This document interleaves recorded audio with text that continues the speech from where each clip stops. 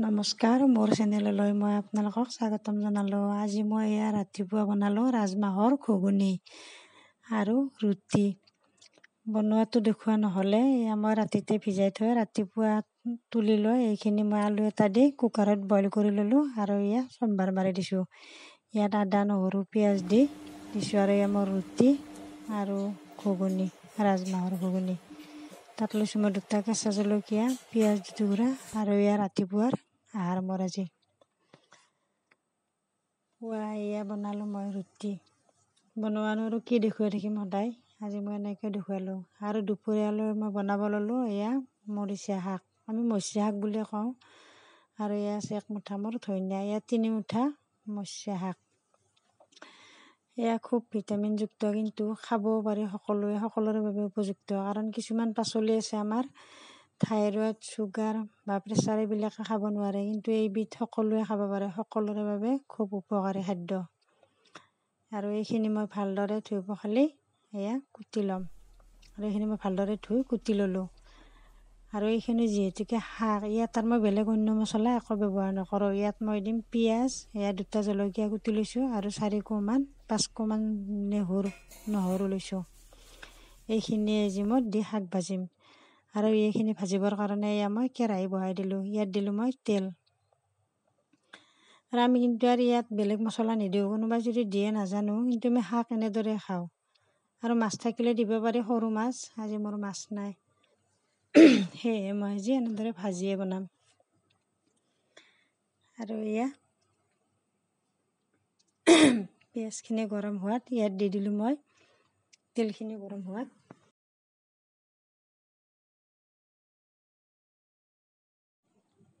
আৰু তেলখিনি গৰম হোৱাত ইয়াত মই পিঁয়াজ আৰু নহৰুখিনি দি দিলোঁ।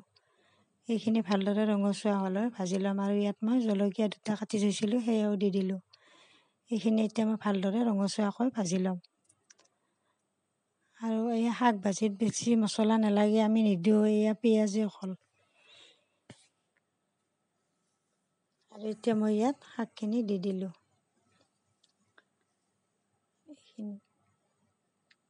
আৰু ইয়াত মই অলপ ধনিয়া দিম, সেইখিনি পাছত দিম, কাৰণ একেলগে দিলে গন্ধটো নোহোৱা হৈ যায়। আৰু নিমখটো মই অলপ দেৰিকৈ দিম, কাৰণ লগে লগে দিলে শাকখিনি অলপমান পমি যায় না, সেইকাৰণে চখা হৈ যাব পাৰে, নিমখটো বেছি হৈ যাব পাৰে, আন্দাজটো নাপায়। সেইকাৰণে মই অলপ নিমখটো দেৰিকৈ দিম, শাকখিনি অকণমান পমি যোৱাৰ পিছত।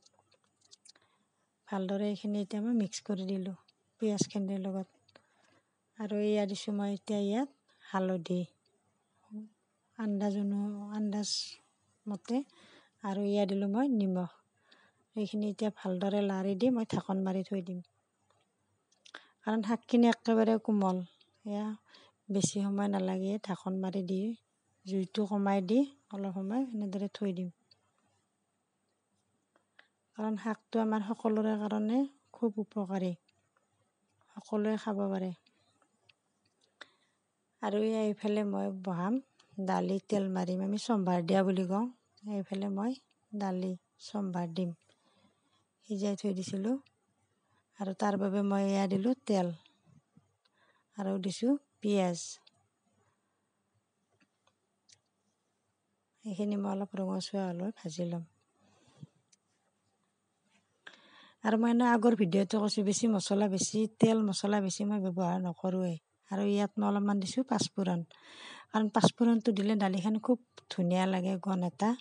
কিছুমানে বহুত বেয়া পায়, আমি কিন্তু বেয়া নাপাওঁ, খুব ভাল পাওঁ। আৰু দিলোঁ মই হালধি, নিমখটো মোৰ দিয়াই আছে আগতে দালিটো সিজাওঁতে। আৰু এইখিনি এতিয়া মই অলপ ভালকৈ ভাজি ল'ম। আৰু পাঁচফোৰণ দিলে দালিখন খোৱাটো খুব ভাল লাগে আৰু খুব ধুনীয়া এটা গোন্ধ ওলায়। কিন্তু বহুতে বেয়া পায় পাঁচফোৰণটো। আৰু তাত থকা মেথিটো আমাৰ বহুত উপকাৰী দেহৰ কাৰণে। আৰু মই এতিয়া ইয়াত দালিখিনি দি দিলোঁ, মোৰ মুগ মচুৰৰ দালি।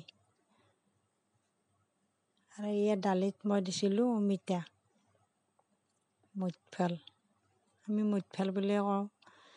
আৰু ইয়াত অমিতা দিয়া আছে দালিত। আৰু ইফালে মোৰ শাক ভাজি, আজি মোৰ চব্জি দালি আৰু শাক ভাজি, মৰিচা শাক। ভিডিঅ'টো কেনে পাই জনাবচোন। যদি এই ভিডিঅ'বিলাক চাই ভাল লাগে, লাইক কৰিব। আৰু যদি মোৰ চেনেলটো কোনোবা নতুনকৈ চাইছে তেখেতসকলে যেন মোৰ চেনেলটো ছাবস্ক্ৰাইব কৰি দিয়ে। আৰু এয়া মই ধনিয়াখিনি কাটি থৈ দিছিলোঁ, সেই শাকখিনি হোৱাৰ আগে আগে দি দিম, কাৰণ একেলগে দিলে শাকৰ লগত একেবাৰে গোন্ধটো নোহোৱা হৈ যায়। মই শাকখিনি হ'বৰ হৈছে, ইয়াত ধনিয়াখিনি কুটি লৈছোঁ, ইয়াত দি দিম।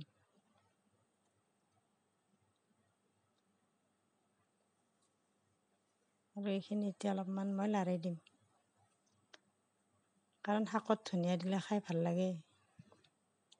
দালিতো দিব পাৰি, কিন্তু মই দালিত দিয়াৰ কাৰণে নহ'ল আৰু এক মুঠাই আছিলে, এই শাকতে দি দিলোঁ। আৰু এইখিনি এতিয়া মই অলপ সময় ঢাকোন মাৰি থৈ দিম। আৰু এয়া মোৰ শাক ভাজি ৰেডি হৈ গ'ল খোৱাৰ বাবে। এয়া শাক। ভিডিঅ'টো শেষলৈকে চোৱাৰ বাবে ধন্যবাদ। আৰু যিসকলে ভিডিঅ'টো মোৰ নতুনকৈ চাইছে তেখেতসকলে যেন মোৰ চেনেলটো ছাবস্ক্ৰাইব কৰি দিয়ে। আৰু যিসকলে আগৰ পৰাই চাই আছে তেখেতসকলক মই বহুত বহুত ধন্যবাদ জনালোঁ।